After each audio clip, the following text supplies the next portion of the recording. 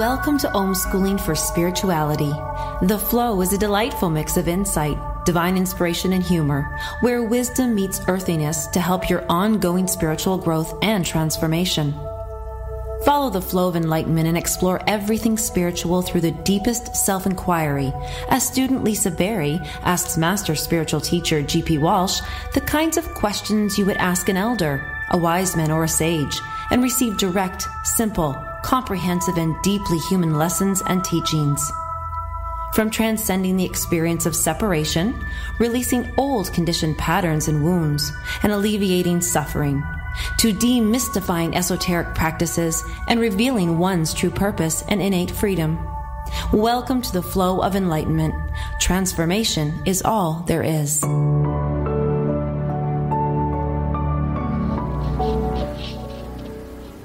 And who is feeling transformed today is what my question is. Hello, GP. Transformated. Yes, transformated. Can we use that word? Can we just create it? We just did. It's funny. Transformated.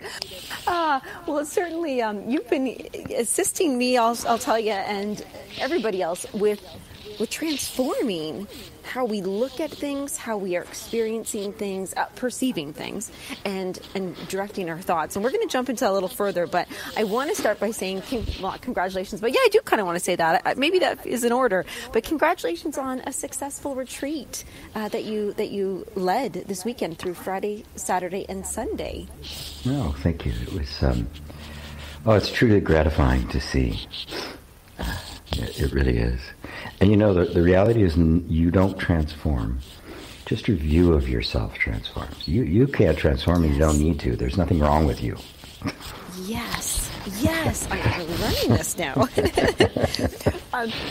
It's in our title, The Flow of Enlightenment, and my view of what the flow is has completely changed now. Like it's obliterated the original understanding for me. And I really see how flow. Actually, you know what, GP? I think now I'm starting to see everything. I love what you said. We often look at things externally. We want to create an image. We're looking outside of ourselves, but everything is inside, and we can welcome and invite that experience inside of us. We don't have to go out to it. Am I getting that right? Yeah, well, we never experience anything out there. Yeah, but it's weird to think that, because I think we all really think we do.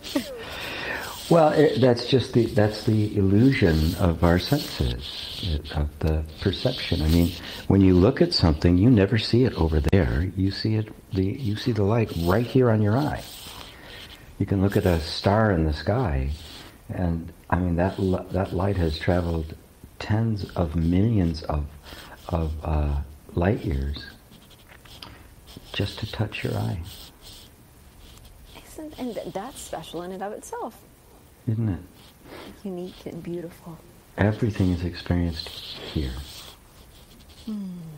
I am really learning. I think it's not that I want to say it takes ownership, but in a way, it's empowering. That's what it is. Taking ownership is empowering, because then we realize that we can shift it and change the things. And I'll tell you, the retreat for me this weekend, and I'm so excited to share with the listeners this. So we're going to let GP talk a lot later too, but I'm going to jump in and take over the first little part, because I thought GP and I both thought it was important to share. I've never been to one of GP's retreats. I've just been having the pleasure of doing this show with you, and I want to share with everybody right now in case they can hear it anyways. But I at first thought, oh my gosh, how am I going to go to this retreat, because I had a gallbladder attack.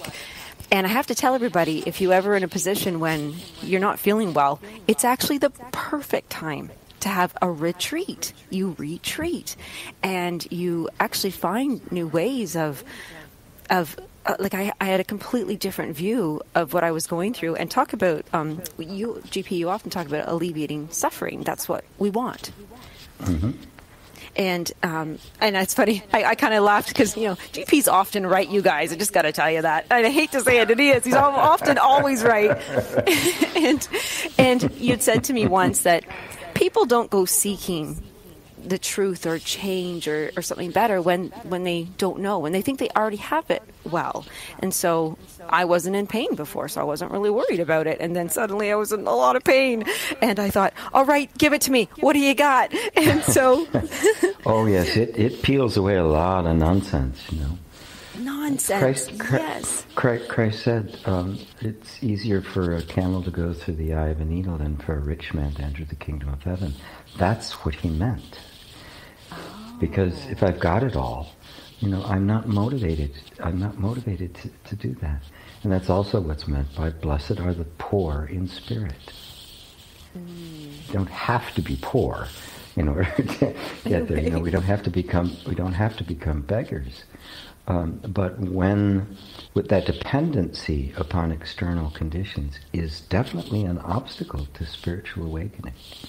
It's like people pursue wealth and power and fame. Where does it get them?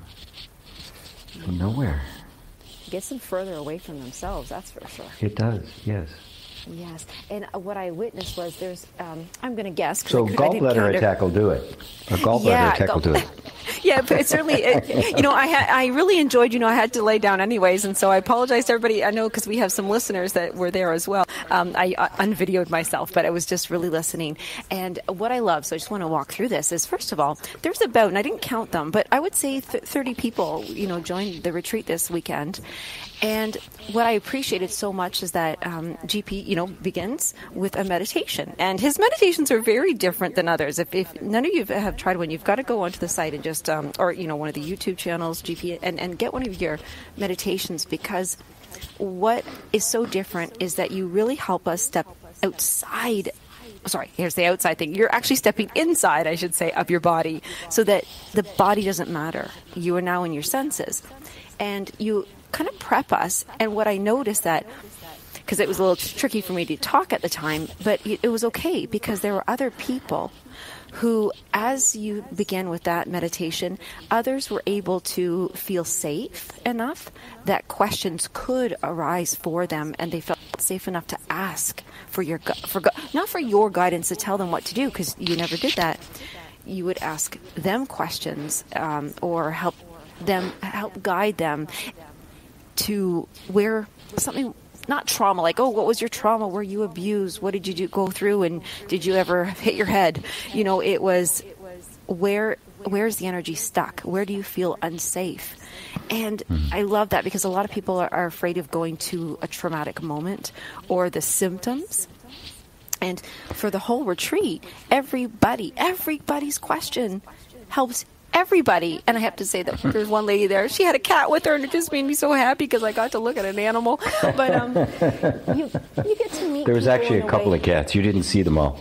I didn't. Darn it! I missed them. I'll have to go back and watch the replay. So you guys, there's another incentive to get the replay. But what it is that everybody's question, it was also very different. We'll talk about it through the whole show, but all the way different topics that came up, but they all came back to the same, and you were able to guide it so that everybody got something from everybody's question. Well, we are all bozos on this bus. There's no. Paul put it beautifully. No temptation has taken you that is not common to man. It is the human condition, the trauma, the fall, the sense of isolation, the sense of separation and disconnect. That essential disconnect from our souls is what that original trauma was. Once you understand that, the specifics aren't troubling or intimidating anymore, because you know that they're just the symptoms on the surface. And if you just move in, if you just create enough safety so that you can move closer and closer to the center, you'll go beyond the symptoms to the source. And that's what people experience, is that it's a realization of a trauma or some kind of traumatic release. And I remember back in the 80s, in the day of abreactions and going through a few processes, and the release of the trauma was as traumatic as the trauma. I said, what's the difference? Yes. Yeah. It was a while before I found ways, and we all did, of a gentle release of trauma that didn't leave you scarred second time around. Did you ever release truffles? This is yeah, I did. Okay. Yeah, I had many instances of it back in the 80s and early and into the 90s, right? Before I discovered inner reconciliation and how this could all be very, very simple, and really the power of simple presence. Some of it was very harsh. Some of it was very, very harsh. Yes. Yeah.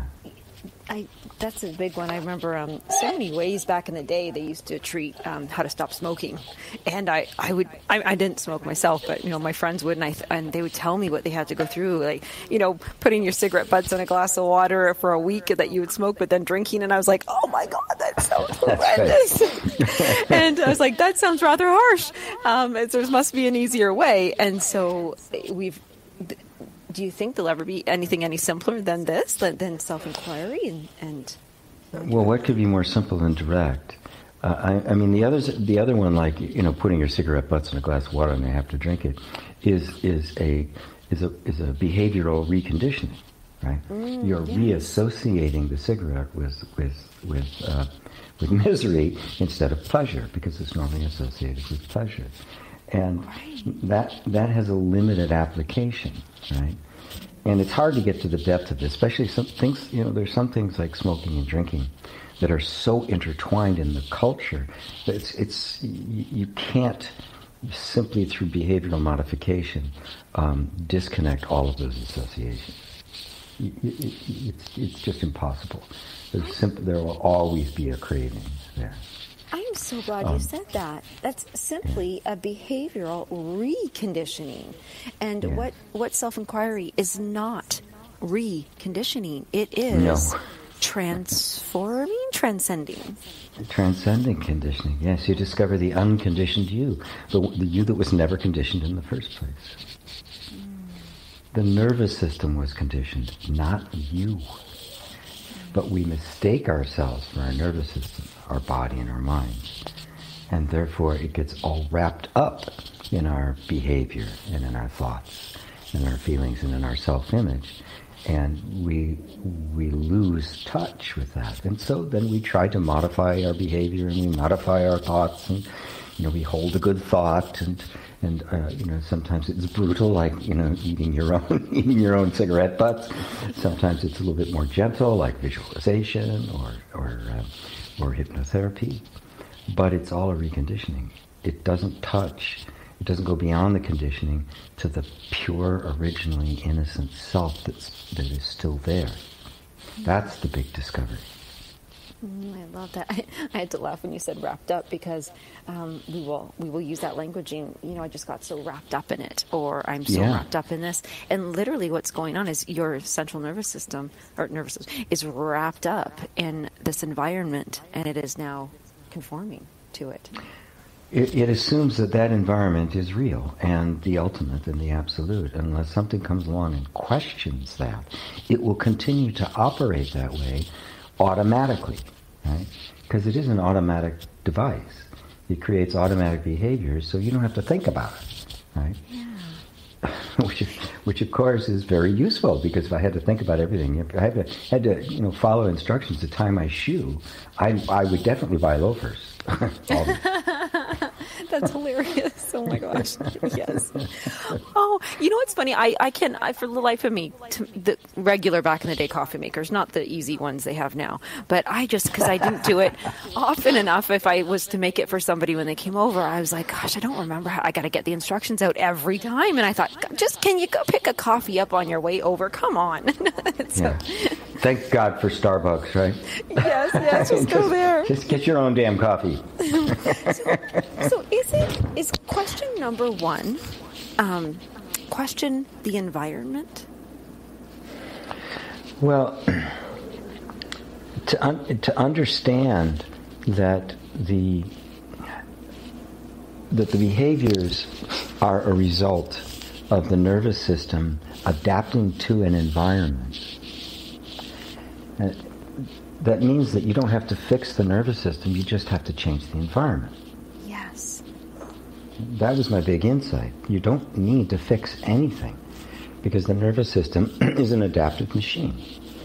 And it will take a form based on the environment, and will keep that form as long as the environment's there. But at the moment the environment changes, it reconfigures itself, because it sees, it's different, and it has to respond to that, because that's its job. That's what it does. That's why the human species is so incredibly successful, because of our extraordinary power of adaptation. And it looks throughout all nature. The animals that could adapt are still around. The ones that couldn't aren't. And we're still around for now. Yes. The big difference is that we can create an inner atmosphere made completely of stuff in our minds that disconnects us from the actual environment of nature. And that's where all our problems arise. We create a world that isn't real. Just when you said that, we can create an inner atmosphere that disconnects us from nature or true nature? From nature. From our true nature, from the nature of the world, from plants, from animals. Look what we're doing to the planet. We're disconnected from the very thing that sustains the body we're dependent upon. It's insane. Yes. Yes. It's insane. It's a world completely created by the mind. Yes. Is that what virtual reality, I guess, we're doing when we do that? Yeah. It's virtual reality, schizophrenia, self-destruction, moral idiocy. There's a long list of words. Yes, and you came up with a lot of them. Well, you know what? I know we're going to sneak off to commercials, but I would love to invite all the listeners back. And we'll give you the number to call in with your questions, because literally what I discovered from this retreat, GP, is that you were correct. It all comes down to our nervous system feeling safe. And let's come back to that and help everybody who's listening feel safe. So come on back after the commercial. We'll give you the number. You can call in, and we'll continue this conversation about what we learned at the retreat.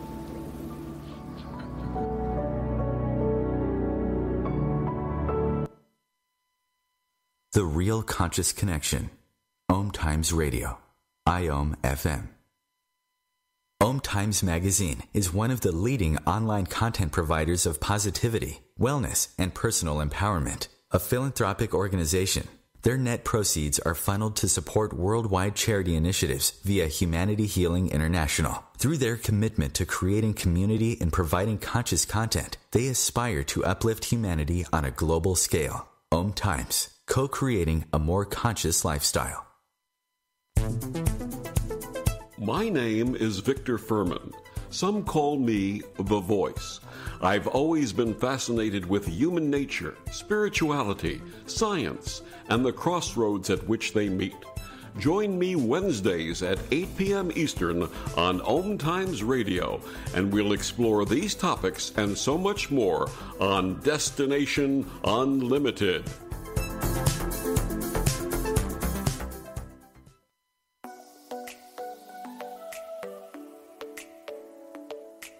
I'm so not good enough. Fail. They'll judge me. I'm afraid others it's are already doing been it. done. Who are you not to fully express who you are, to be your warrior of light and do business from your fierce, aligned energy? I'm Rosalind Fung, host of Activate Your Soulgasmic Business here on OMTimes Radio. Let's get your business turned on to the next level. I invite you to hop on a business soul alignment discovery call with me at rosalindfung.com, and let's monetize in your soul mission. Go to ROSALYNF as in fun, UNG.com. I'm Fidel Nshombo. I was born in a city called the Bukavu in the Congo. We were a loving family, and then, boom, everything that I had disappeared in a single day. People think that when you are a refugee and they resettle you to America and all your problems are done. They don't understand that that's the beginning of everything. I was not born a refugee. I was made one. It's time we welcome refugee families with open arms. Learn more at embracerefugees.org, brought to you by the Ad Council.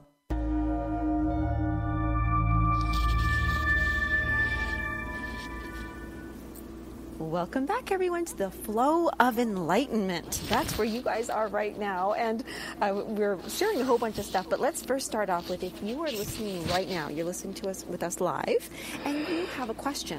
And right now, we're kind of opening up. This could be almost on any theme or topic, because we are just sharing the experience of the retreat. But if you would like to call with any question at all, then call into 202-570-7057. So 202-570-7057. And then you're calling right into the station. We can put you in the queue to ask a question.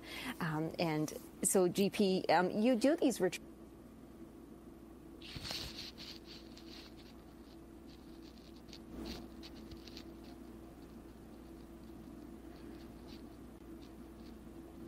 I don't know if you can hear me, but I suddenly lost you. I can't hear anything. I'm back. Oh, was I gone for the whole time? No, you just there for a moment. Am I here now? We're on the air now? Yeah. Yeah. Oh, did I get to read the phone number to everybody? Did everybody hear that? Yes, you did. Yeah, we heard that. Okay, lovely. You just started asking about the retreat, and suddenly you went away, and I thought it was me. Okay, well, wonderful. I always take the blame. Yeah, well, thank you. See, it's right. Well, and what I was saying about the retreat was that you host them generally about every quarter. So every 3 months you're putting these on, and they are 3 days, but they're not 3 full days. So if anybody's thinking, "Oh, is that too much for me to step into?" They're a few hours, 2 to 3 hours. And when you do this, GP, yeah, you were really generous, actually, because I think it was like from 1 till 4 my time on the Sunday that I joined, and it was just so powerful. Do you kind of just judge what people need for the timing? Yeah, it really is that. And it just turns out that between 2 and 3 hours, people are well saturated. If it was a live session, it would be the same kind of time frame. There'd be a break then. Now, if it was a live, in-person event where we were at somewhere, I would also probably somewhere halfway in between, we'd walk, take a shorter break. Maybe somebody would lead in qigong or a little yoga or some stretching or something like that. Maybe some body work. Because if it was a whole day, I'd want to break it up evenly. So, there'd be some movement involved. Maybe even start the day with, if somebody knows some kind of body movements, that they would share those with us. But when it's virtual like this, can't do it the same way. So I just kind of plow all the way through for 2 or 3 hours, and then let everybody go. But you notice that around the 1.5 to 2 hour mark, a lot of the screens went blank. That was definitely people taking bio breaks and stuff. So yes. Well, which is good that everybody, or I love these. The online retreats or online everything are my favorite. It really removes a lot of barriers. Like, I can't get to the person. I can't, the accommodations or the cost.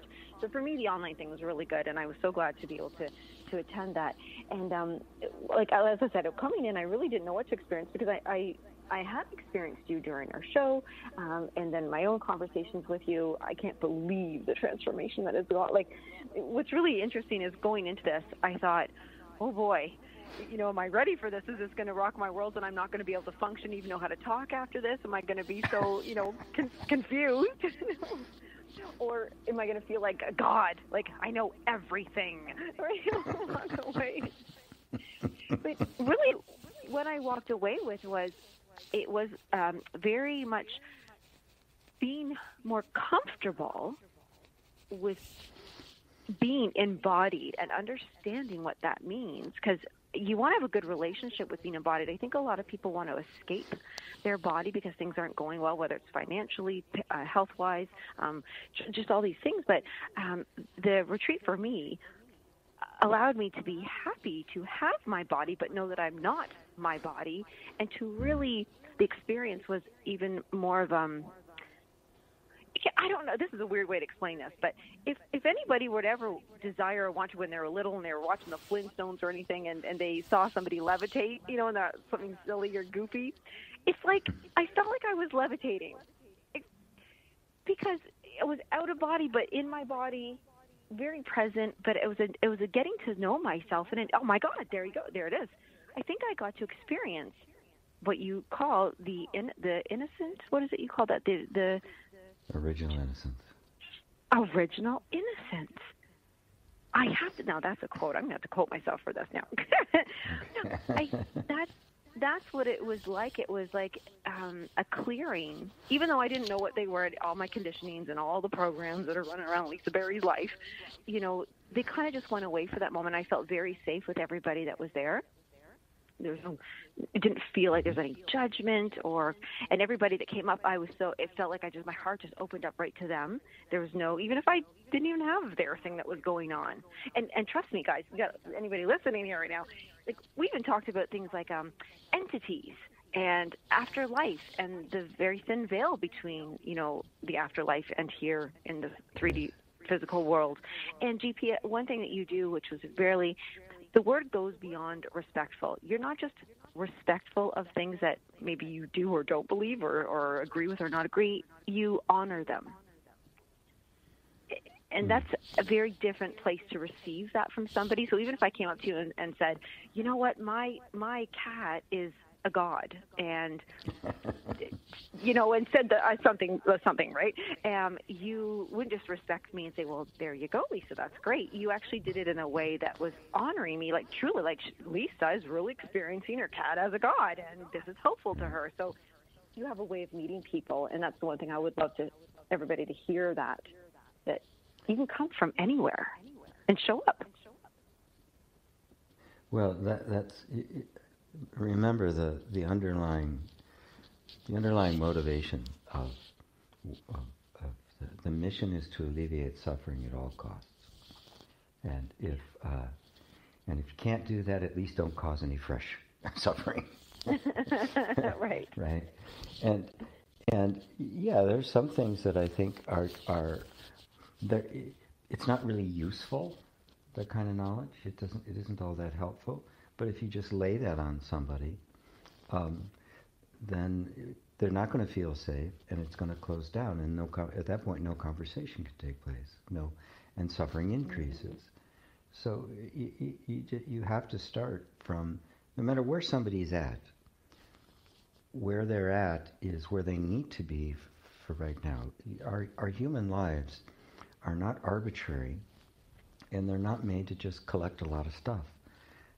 Every event in your life is designed to bring you to awakening. So whatever it is whatever path you happen to wander down is when you need it to wander down.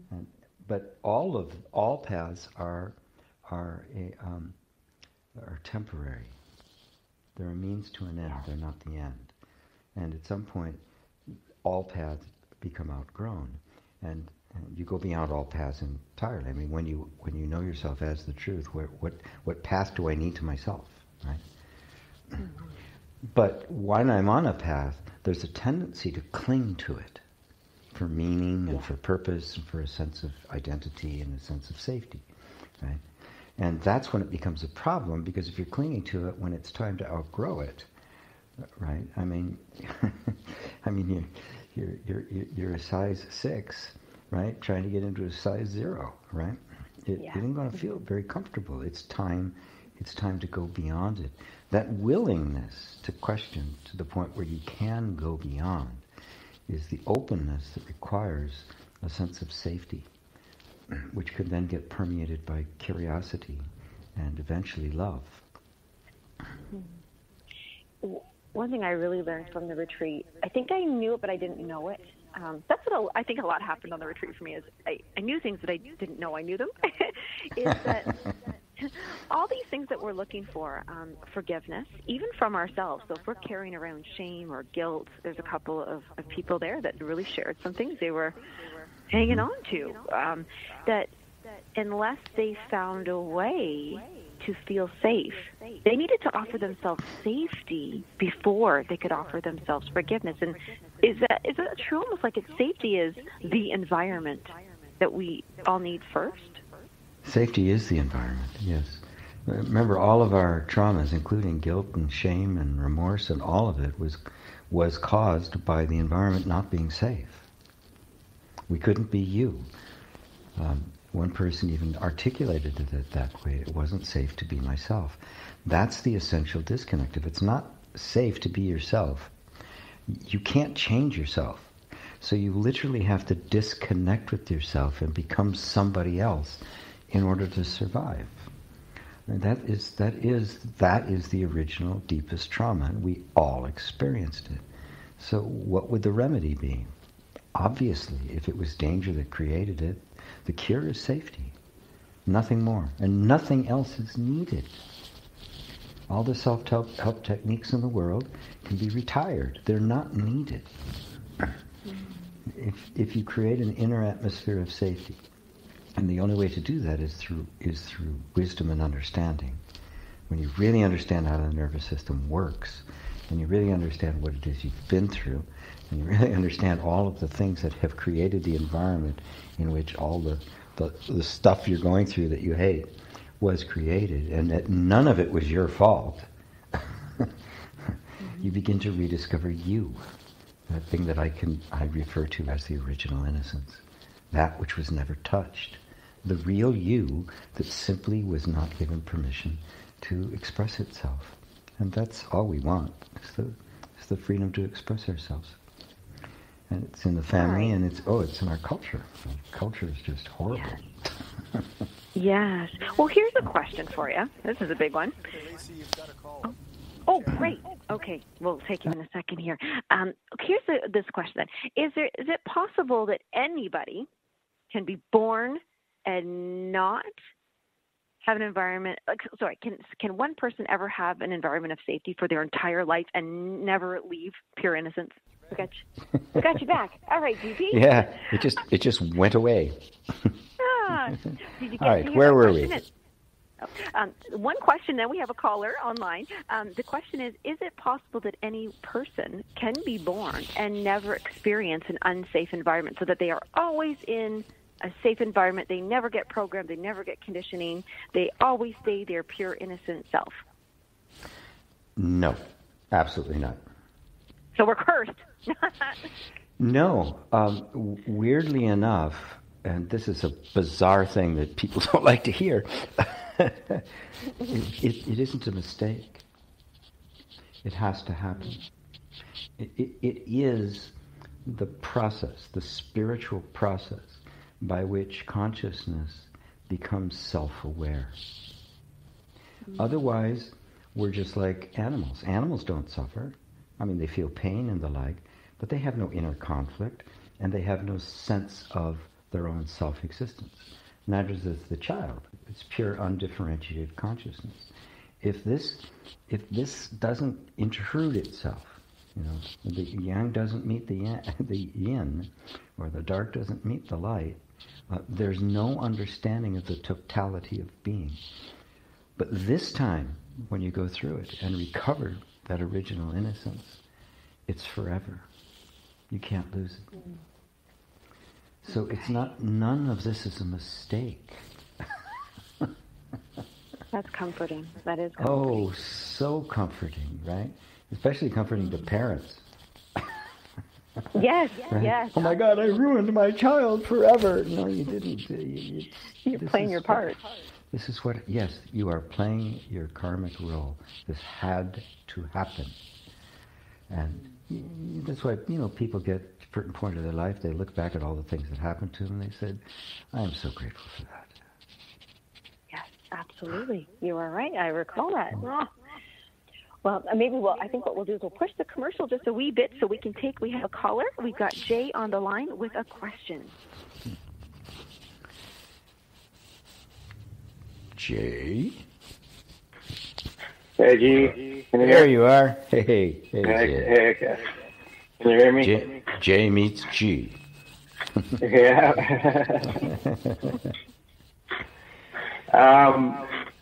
You probably answered my question during the retreat, but I was asking about reincarnation.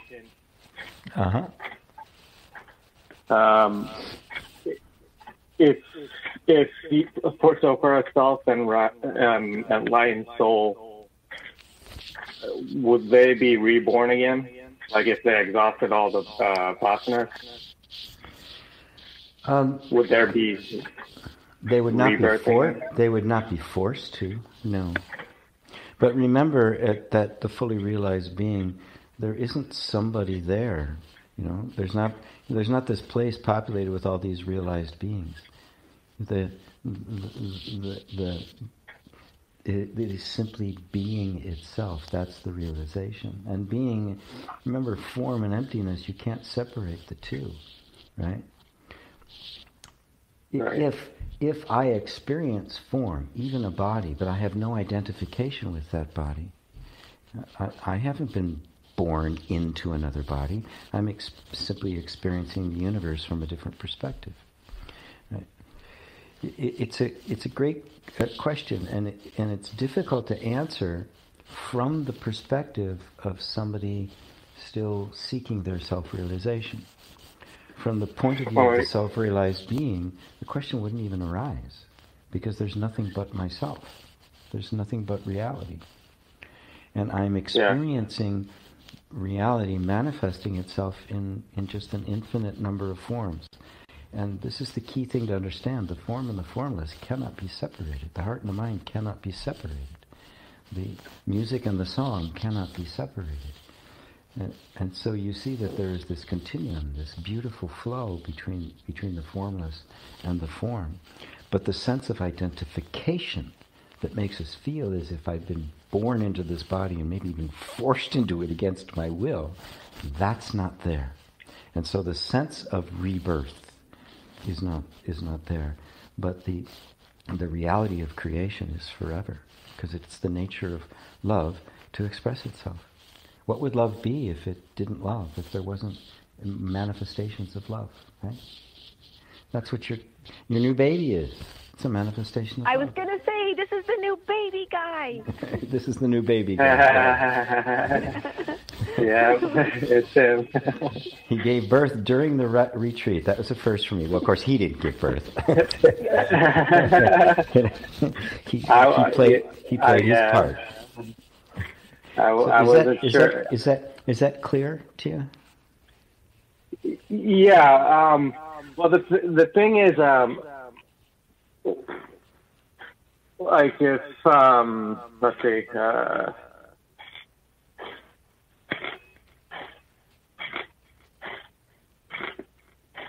So, like for Ramana Maharshi, like he doesn't have that sense of self. So, like, if there was another, like there wouldn't be any vasana surrounding him anymore. Like he realized his true nature, and if there were, if he were to take another form again, there wouldn't be that I took a form anymore. Or I mean, I don't know whether. No, that's correct. When he was obviously close to death, a lot of his followers were very sad and downtrodden, and he would say to them, "What are you sad about? I'm not going anywhere."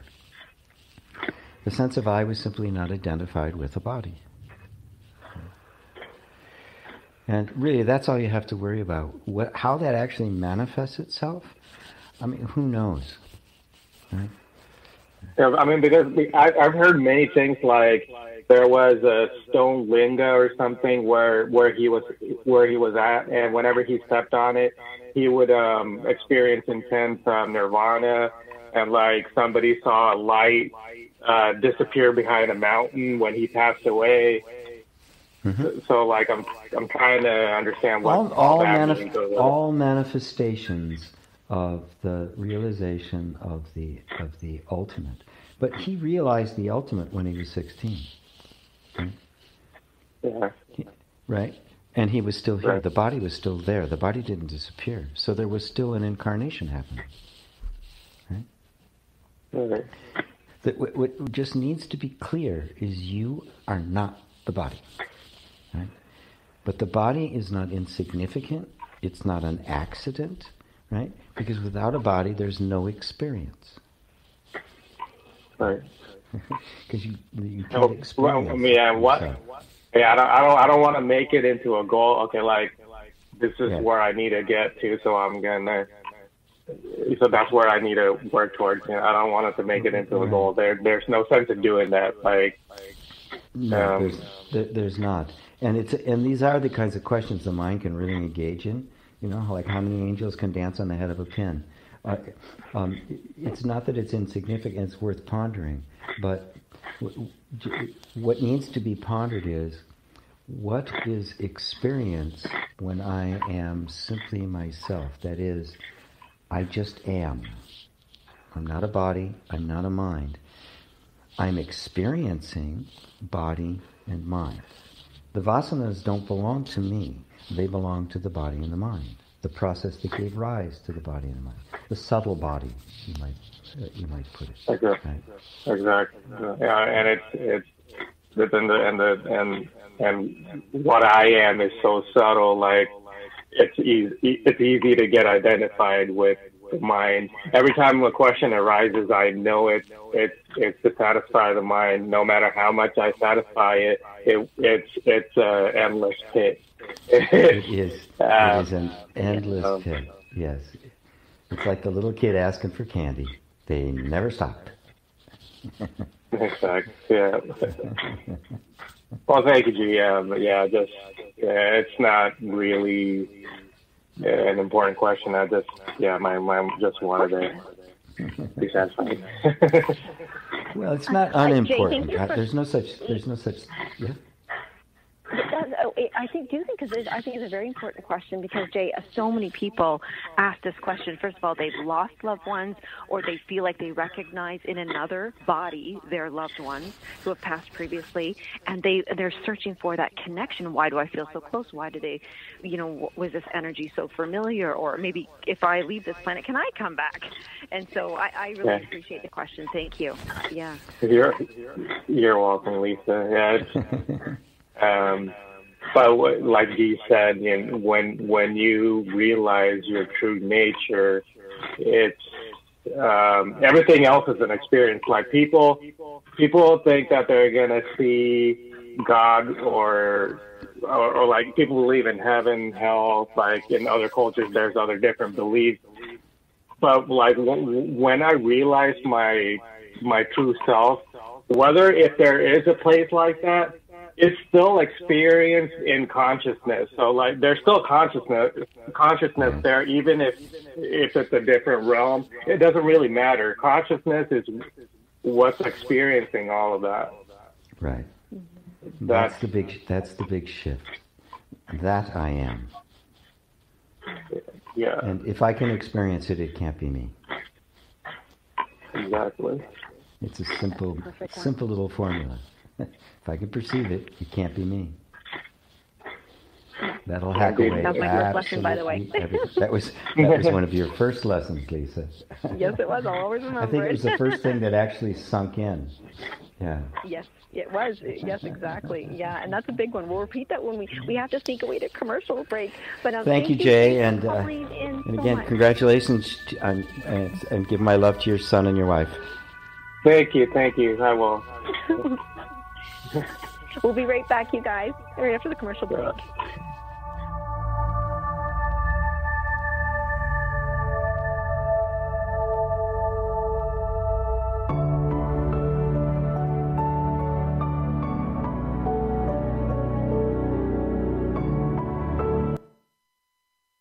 Conscious media for conscious minds. OMTimes. Ascending Hearts is no ordinary dating site, but a spiritual dating site with a purpose, to link you with your soulmate.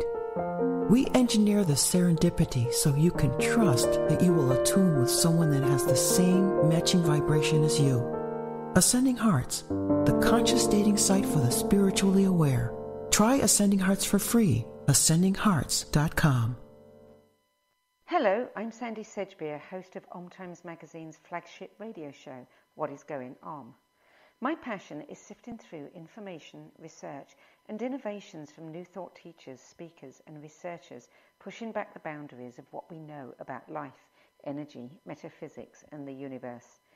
I love shifting perceptions about who we are, why we're here, and how quickly impossible becomes normal when we open our minds, expand our awareness, and accept that the only limits that exist are those we place upon ourselves. So if you're the kind of forward-thinking, eager investigator of what lies beyond the current reality that most perceive, why not make a date to come play with me in the field of possibilities at 4 p.m. Pacific Time, 7 p.m. Eastern Time every Thursday, and together we can discover what's really going on. These are the sounds of a dinner that almost didn't happen. A dinner now served, thanks to people like you. Due to COVID-19, 17 million more Americans may face hunger.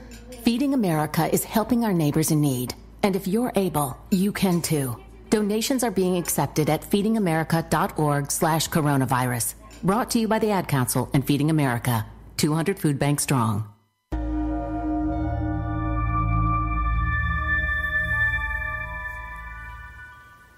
Oh, well, it's always nice to have callers call in here on the Flow of Enlightenment. And we're going to give you the number one more time now.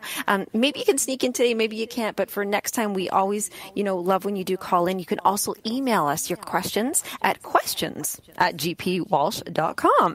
And so the number, if you want to write it down, keep it in your phone. It's 202-570-7057.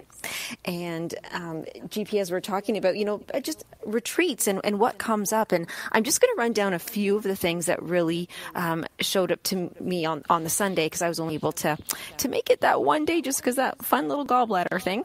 But just on that one day alone, things like, of course, we talked about healing from trauma. Is there life after death? Romantic relationships? Separation of self, who or what is the ego? Do other modalities assist in enlightenment? Which we just, touched on that one today, even right from, and then you had mentioned some previous ones from very, very common stuff, like every day, like for me, health issues, gallbladder stuff, mothers, like, wondering, was I a good enough mom, and I wasn't a good mom, and how do I forgive myself? How do I move forward? Or fathers or parents, parenting. Let's pull that in a big bubble there. To regrets. I mean, this really is the one thing that I did find, and it was perfect timing for me, GP, was while I was on that retreat. I didn't want to say that I was, in pain or going through anything, but this other lady, she was so lovely and so forthcoming, sharing that she was going through symptoms and on this witch hunt of all of her symptoms for like 2 years. And were they psychosomatic? Because she was really having these symptoms, but she's checking every chakra and doing every, from pendulum to whatever to doctor's testing. And what I got from the retreat, which is why it made me reach out to you last night for some more, you guys got to know that GP has so many, I don't know what's called courses, intro courses, free courses, paid courses, things you can just have one-on-one time with GP that honestly, whatever you are suffering from, it can be alleviated. So if we can just touch on that one, when it comes to people, they're really struggling with their health, mystery diseases or known diseases, and it's me fighting the disease, or I caused it or somebody else caused it, or there's so much we can suffering around an illness. And when somebody comes to you and they say, I've got this, I've got that, I'm worried, or I don't know what I have, where do you even start with that? Well, you always, first off, I'm not a doctor, right? Right. So I used to watch Marcus Welby when I was a kid, but I'm not a doctor. So I can't give any kind of professional advice like that. I can't do a diagnosis. So I focus my attention on the emotional impact that the illness is having, right? Now, I don't also say that metaphysically it's all in your mind, because there are some schools of thought that feel that way, and actually I do feel that way, but if you just kind of lay that on somebody prematurely, you create more of a sense of the absence of safety rather than safety. Yes. So the first thing is to simply get somebody comfortable with their feelings. they're afraid, right? So we have to give some relief to the fear. And little by little, as you do that, as the sense of inner safety grows, right, the emotional associations and the story about who am I, why I have this illness, what did I do wrong, I should have eaten better, I should lose weight, or my thinking caused it. There's all sorts of ways that our conditioned minds basically turn us into the guilty party. And so begin to relieve, as that begins to get relieved and a sense of inner safety emerges, right? There's a natural there's a natural restoration of the flow of energy within the body. Right? Yes. And as that deepens, it can even get to the point where the actual source of the physical illness itself will come to the surface. Because it is my view, and again I'm not a doctor, it is my view that all physical illnesses have an energetic cause. Have an energetic cause? Cause, yes. A cause, okay. There's no such thing as a physical illness. It is always a disruption of energy. What we see as the physical is actually a manifestation. It's just the slowest vibration of the energetic. I mean, there's no difference in substance to a thought, emotion, or the body, or a physical sensation. Right? There's no difference actually in essence. They're just kind of a different flavor of the same thing. So if the underlying energetic disconnect, which is a disconnect from your soul, all arriving from that original trauma, can manifest itself in thought, emotion, and physicality as well. What we call physicality. It's not really physical. And so it becomes the process, it's always the process of love, which means simply accepting people where they are, accepting what they're feeling, not denying the experience, but joining them in the witnessing and recognition of it. And in the witnessing and the recognition of it, there's immediately a sense of relief, right? And from that place, you can begin to remove the guilt about it. You can begin to remove all of the recrimination. I should have done better. I should have lived better. Why did I do that? That kind of thing. That's always at the essence of it. I mean, remember, it is always the disconnect from ourselves that causes the essential disruption. How it manifests itself, there can be layers and layers, and our job is to use this tool of perfect safety, which is, another term for it is unconditional love, to work our way back through all the layers of defense and fear and self-doubt to whatever it was that originally caused it and beyond, all the way back to the original innocence, which can never be sick. Yes, I love that. And just so everybody can follow my line of thinking, I used to only go as far as, okay, gallbladder attack. Well, I have a really clean diet. Then on Friday, I ate Doritos, and I felt really guilty. And I thought, it's all that fat in the rancid fat in those Doritos. chips. It's the Doritos, and everybody said, well, why'd you get a gut? Well, I ate Doritos, but really it's, where somebody else might have a dislocated shoulder, and you think, well, right. Is it? But then they only go to that first step. But it's the emotional. It's kind of the causes so modern much way. deeper. It's kind of our modern version of God is punishing me. Yes, there you go. Yes. So it is a matter of getting back to the original innocence. Always. By getting back to the original innocence, that's how we alleviate suffering. And I love this. It's always perceptions, and it's really this whole. I'm going to circle back to the word flow.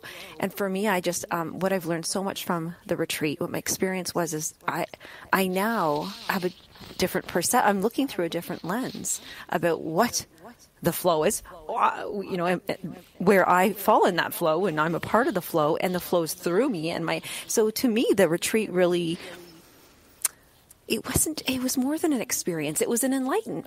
There you go, flow of enlightenment. I feel like the retreat was an enlightening experience.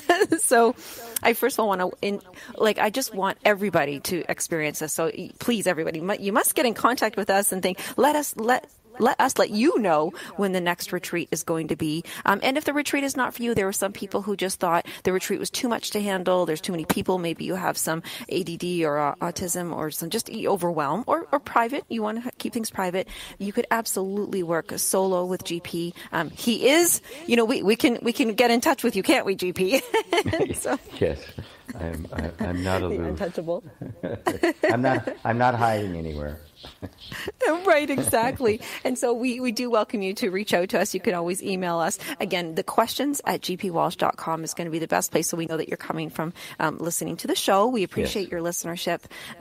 Let us know that you've listened to us, what you like, what topics you would like us to handle, to talk to, so GP can give us some lessons and teachings. And so I just have big gratitude for you, GP, from Friday through now. Thanks, Lisa. Wow, it's done already? Wow. I know where that flew. Well, thank you so much, GP, and I will see you next week on the Flow of Enlightenment. Save ready. All right, everybody, thank you so much for joining us. We'll see you next week. Bye, everyone.